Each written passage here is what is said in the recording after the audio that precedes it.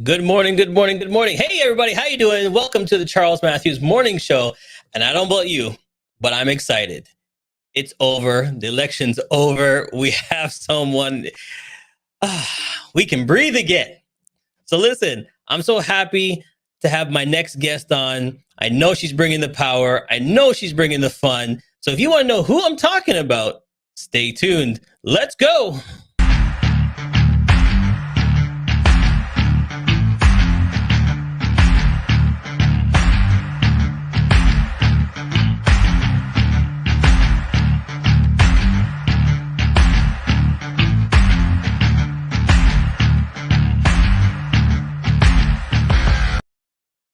Now, I'm not going to keep you waiting. I'm just going to bring her on with this beautiful smile of hers. Please welcome to the show and make some noise, Ty Woods. Hi, everyone. How you doing? I'm doing all right. How are you? Man, I'm so glad the election is over. Oh, me too. I have election fatigue. I'm pretty sure you do too, and everybody else.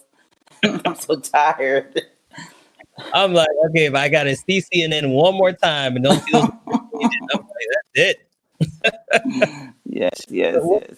What you been doing since COVID and everything else like that? What's been happening? Oh, well, I had to make some changes, pivot my businesses because we were all going to be closed. And I did some layoffs.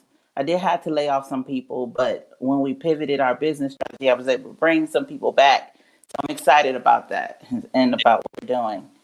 All right, so let's get right into it because I'm excited to talk about you, talk about your story. So let's go back. Let's talk about All the way the small Ty. All right, let's talk about the little girl Ty before we get started. Give my audience a little background on where you're from, how you grew up. Well, I was born and raised in Los Angeles, California, and what they used to call back then South Central LA, a very, very rough area, gang infested, drug violence, all of everything you've seen on Boys in the Hood times 10. And I never really had big dreams. I just knew that I wanted to teach, I wanted to educate people because I was very smart, and I knew that if I had some type of platform, I would use it. So all throughout school, I just found ways to lead. I didn't know what that was at first, but even when I was in middle school and high school, just getting involved with activity, finding a way to lead there, and then once I got to high school, I actually started seeing some talents come out, and there was a band teacher at the time who just kind of pulled me in and was like, "Hey, you're really talented." At the time, I could sing, dance, act, and play drums, so I was just all over the place.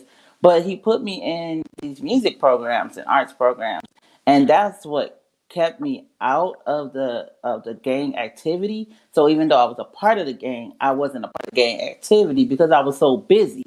Right.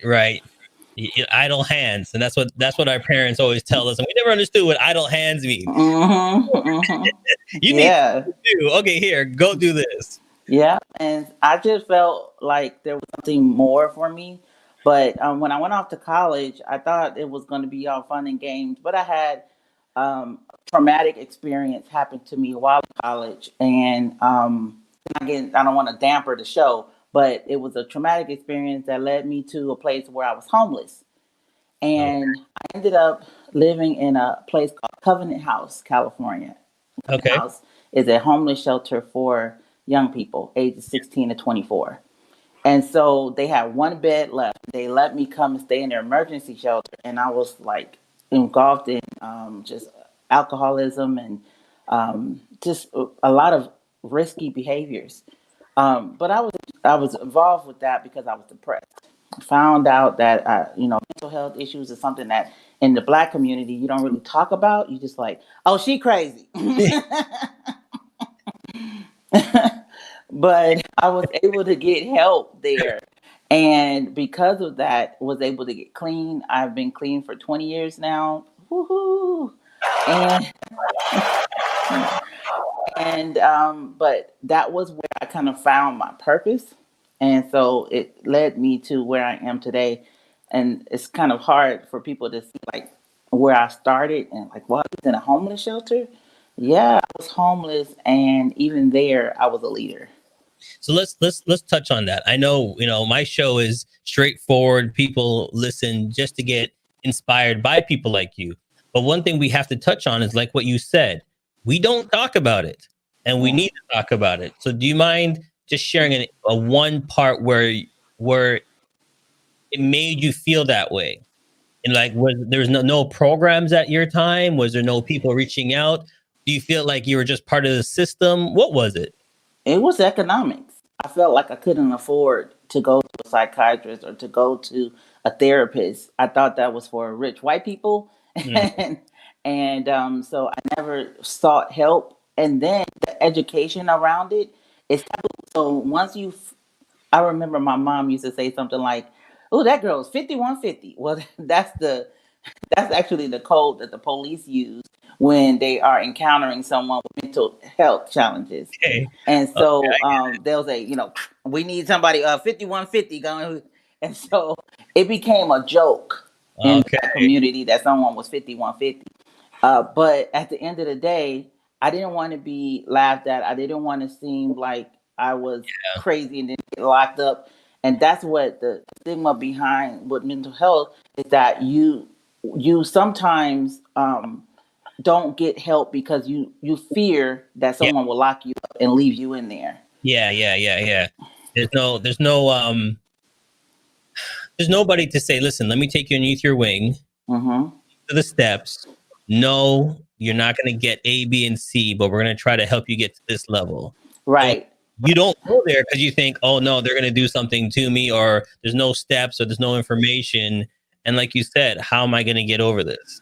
Right. And that was something that I didn't have at the time. But once I had knowledge about the different levels and different programs that you can go through, I started seeking help for myself. And even to this day, I'm not afraid to say that I have a therapist that I see every week. And it's not because there's something wrong with me, or it's not because that I'm crazy. It's so that I can get everything off my plate that's in my head and talk to somebody without any judgment. And I feel like that is one of the ways that I've been keeping grounded in my self care. And so especially as the higher up you go, Yeah. there's so much pressure. Yeah. And if Yeah. you don't find a way to just You leave me detox from your day, detox from your week, right. then it can become very burdensome. And I So want people to understand two things. Talking to somebody, it doesn't mean that you have a problem. that's Everybody needs to talk to somebody. Too if many. I was an advocate for health, mental health, I would tell everybody who is a leader in their company Yeah. or a business entrepreneur, this is not the time for you to be prideful about this particular topic. The higher up you go, there are we call it different levels, different devils, and that's because you're experiencing things that you've never experienced before, and you need to be able to just process those thoughts and process those emotions. Hmm. And sometimes the people that's around you are not equipped to help you process that.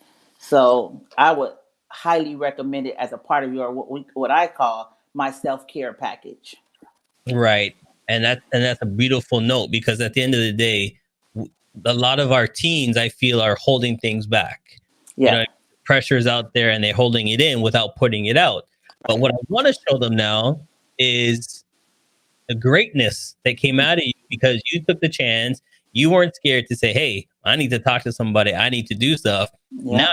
you're doing phenomenal things. And let's touch about that, Okay. because you're an author. Yes. Okay. And, that to me, just becoming an author to write a book ain't easy. All right. So talk about that process. Well, writing has always been an outlet for me. So I'm actually a published. Wrote my first published, publication when I was 9 years old. Wow. And writing has always been an outlet for me. And when I was going through depression, writing was an outlet for me.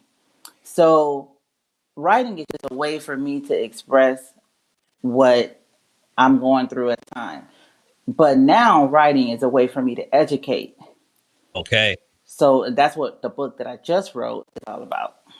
Okay. So let's touch upon that real quick. Give us the part about the book. So I wrote this book called 14 Ways to Make $1,000 a Month During a Pandemic. And it was like, what in the world? Why is that title so long? So a lot of people were coming to me were like, I don't know what to do. My life is going to end. And so I went through this during the recession. Right. I was a startup at the time. I didn't know what I was going to do. At the time I had a real estate investment and a real estate management company that flopped big time with millions of dollars worth of assets, and we had to start over.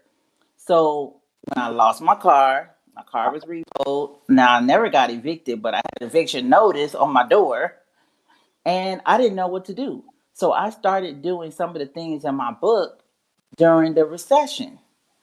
And what I did was I put into action some of the things that I talk about are like being creative. So some of the things that you can find in my book are how to make a website. Well, I'm not a graphic designer at all.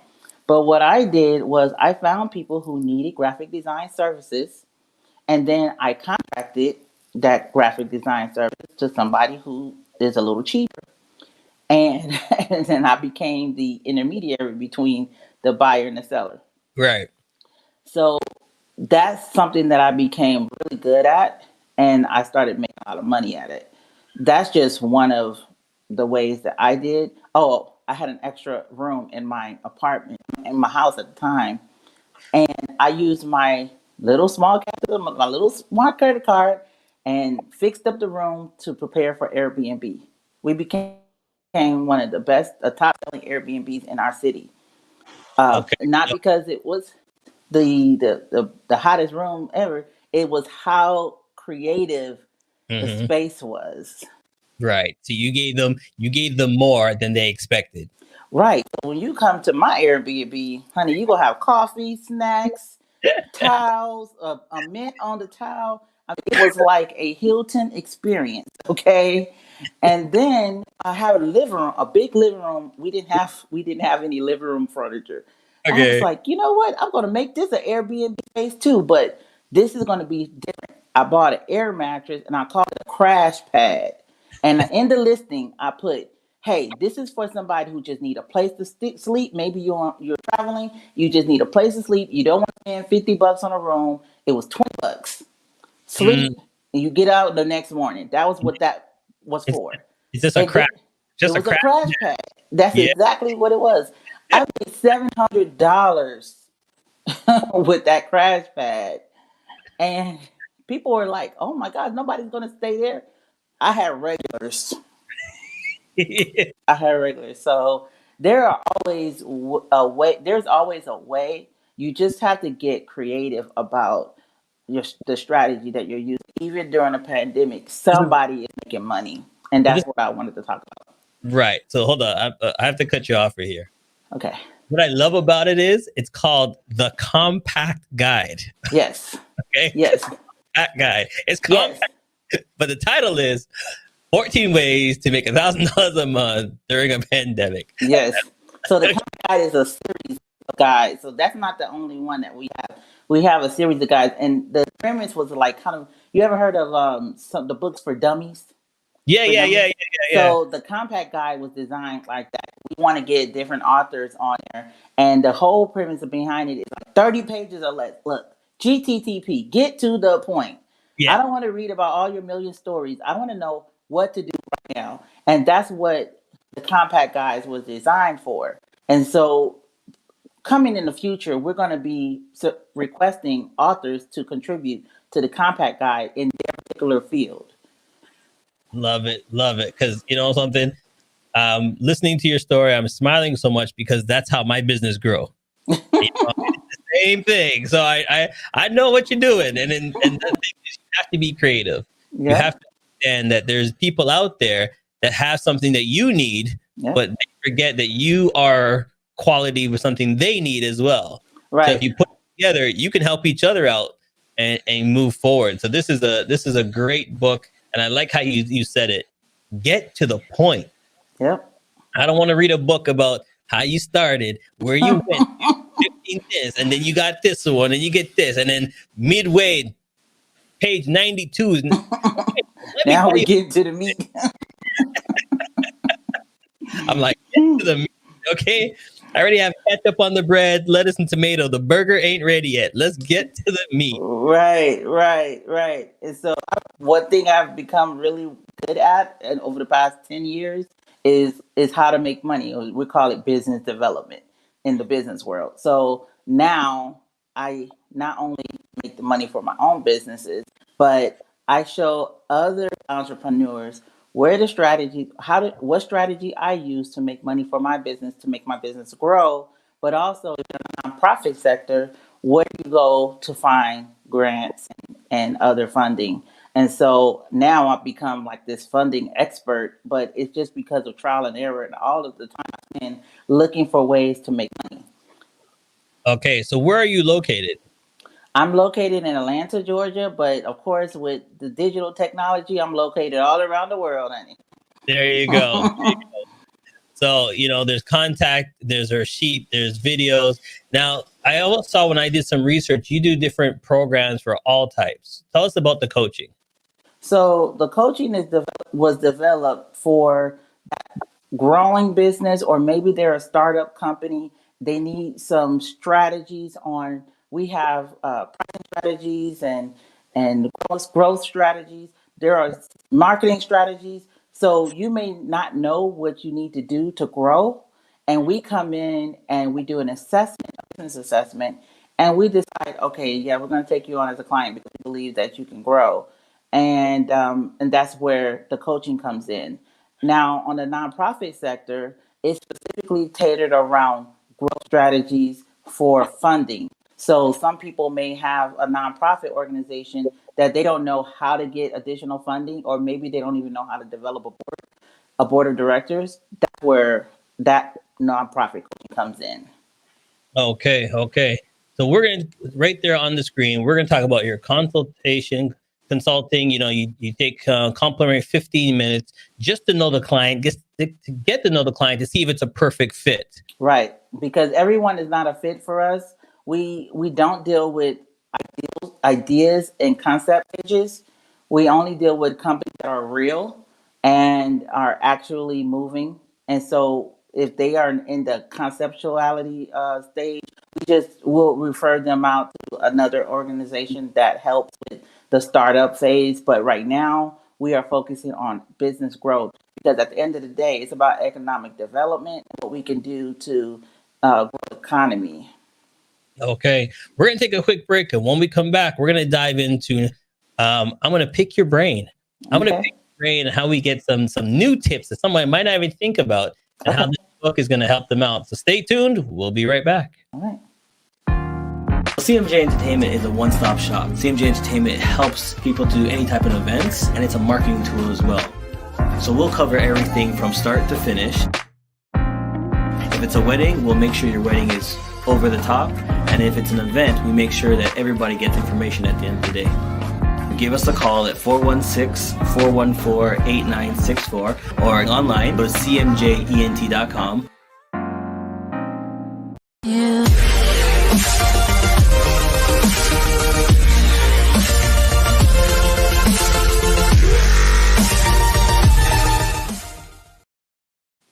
Yes, we're back live with my special guest, Ty.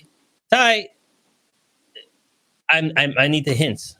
My guests need the hints. We need to know what's the nitty gritty. How do we get some money? What do we do right now? Because with COVID, everybody's like, oh no, I don't know what to do. But the thing is, I've been trying to teach everybody that with COVID, there's so much more opportunities now because everybody's online. There's different programs online. But the thing is, maybe if you tell them, they'll listen. Okay.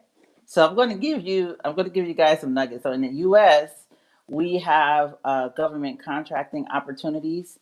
And first thing, most businesses are not set up for government contracts. So the first thing I would say is if you don't have a DUNS number, Dun and Bradstreet, if you don't have a DUNS number, go and apply. It's free. Go to Dun and Bradstreet, get your DUNS number. The second thing is, number one, you should have an EIN, which is an employee identification number. But if you don't, just go to irs.gov and apply for your EIN number. That's your social security number for your business. Once everything is set up, now you're poised to start looking for government contracts. Now, some people don't know that when you are a minority or you're a woman, there are certifications. Women-owned businesses, minority-owned businesses. Those certifications come with benefits because there are certain government contracts that require a percentage of the contracts go to these certified businesses. So sometimes you don't know what kind of business. Let's say you are in the idea stage. What I would do is, now this is if you just want to make money, you're not trying to follow your passion. What I would do is I would go to the government contract page. So you can go to gsa.gov. The government contract page has a list of contracts that are out right now and that are coming out. You can also go to grants.gov. So this tells you what monies are available for different types of projects. And so you might think, well, maybe that's a little too large for me.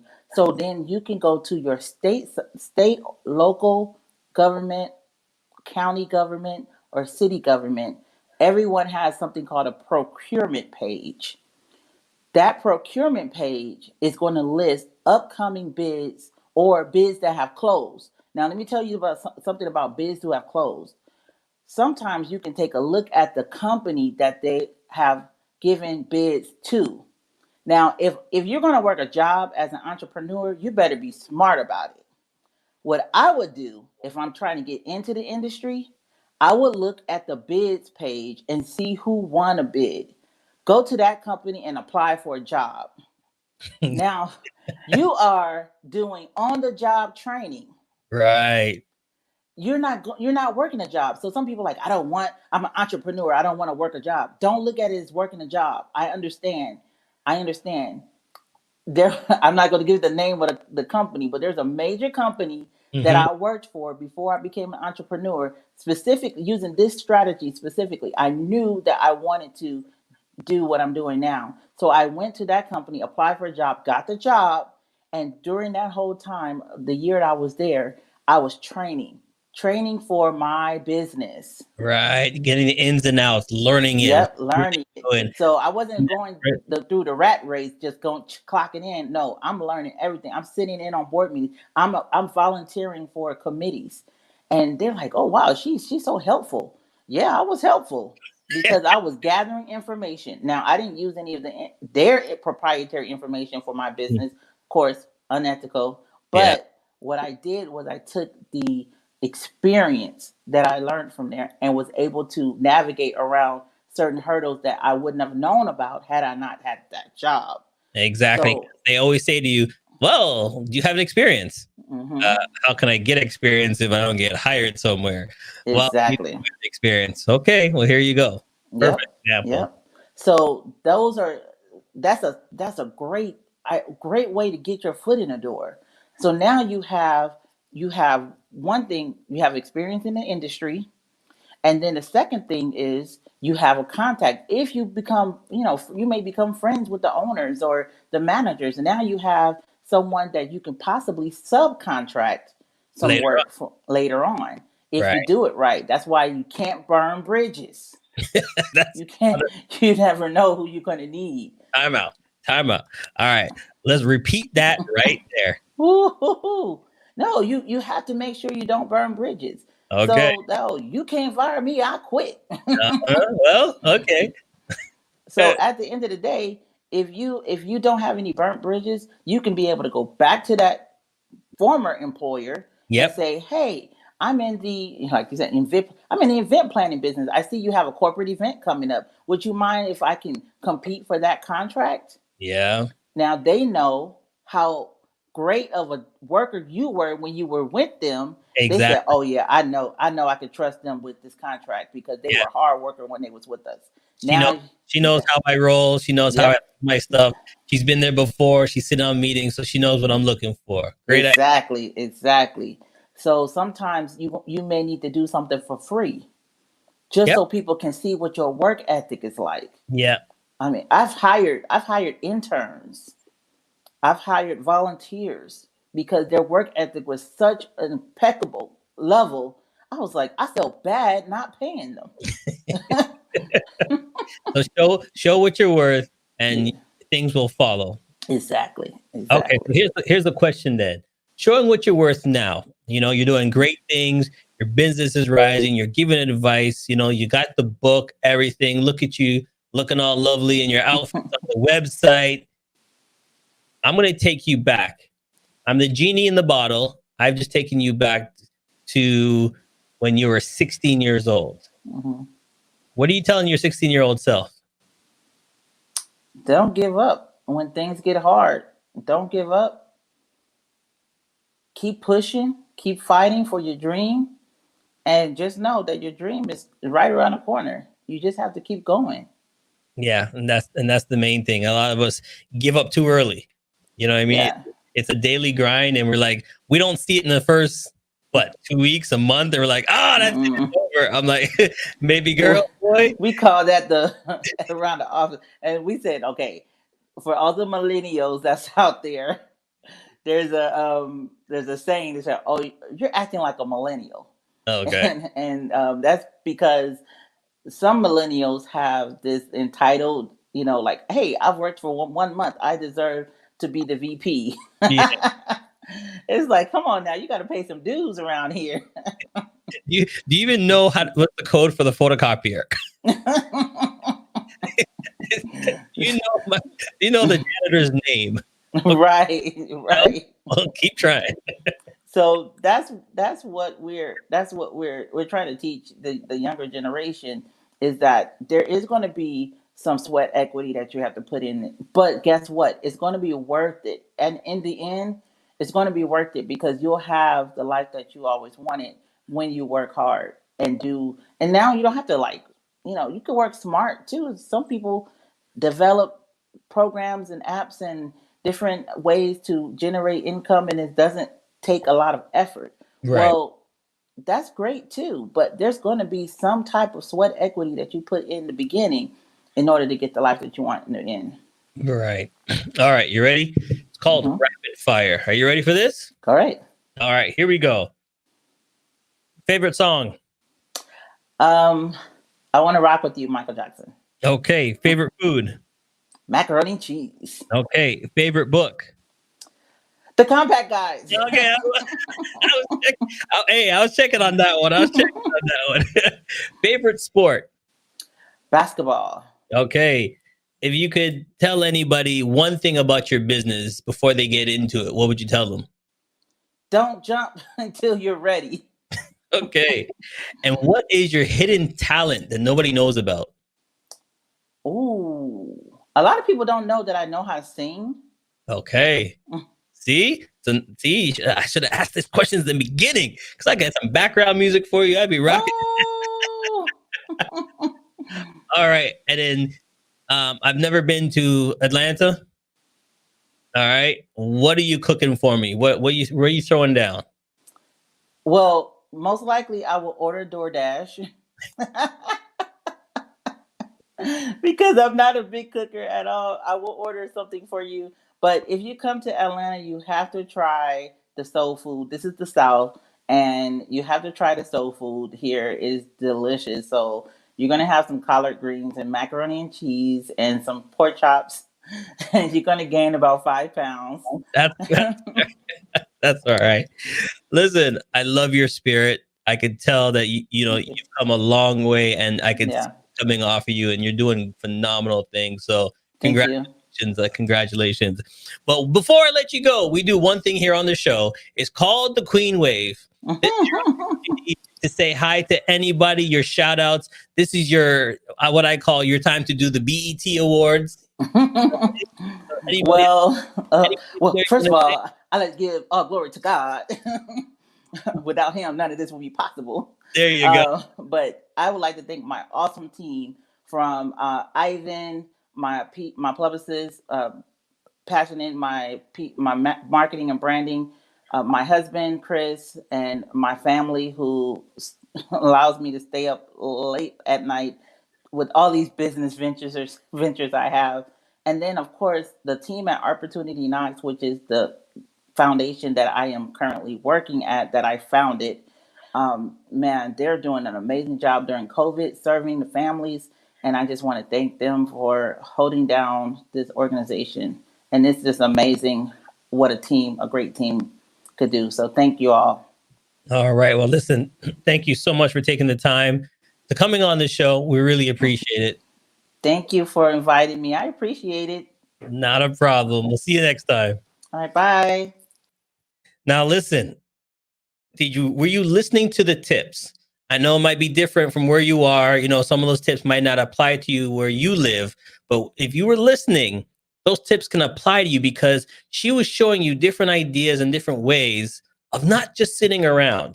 Look, research, get involved. And if you want to know more on how to do it, just pick up the book. Just go right there, because it's phenomenal. How to make some ways, 14 ways of making $1,000 a month.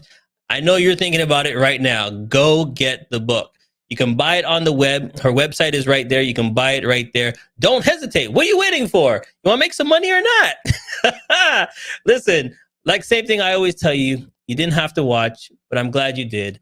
I thank you for watching, but do me a favor. Call someone, tell them you love them, be blessed, and I'll see you next time on the Charles Matthews Show. See you later. Has come to an end, but the fun doesn't have to stop here. If you have any questions, suggestions, or feedback, head over right now to Twitter and Facebook and like, share, and get involved. Join us next time. Please be advised that this podcast is meant for educational and informational purposes only and is in no way a replacement for legal or medical advice. The opinions contained within are solely those of the interviewers and interviewees and should be received as so. Those seeking help or advice are encouraged to obtain professional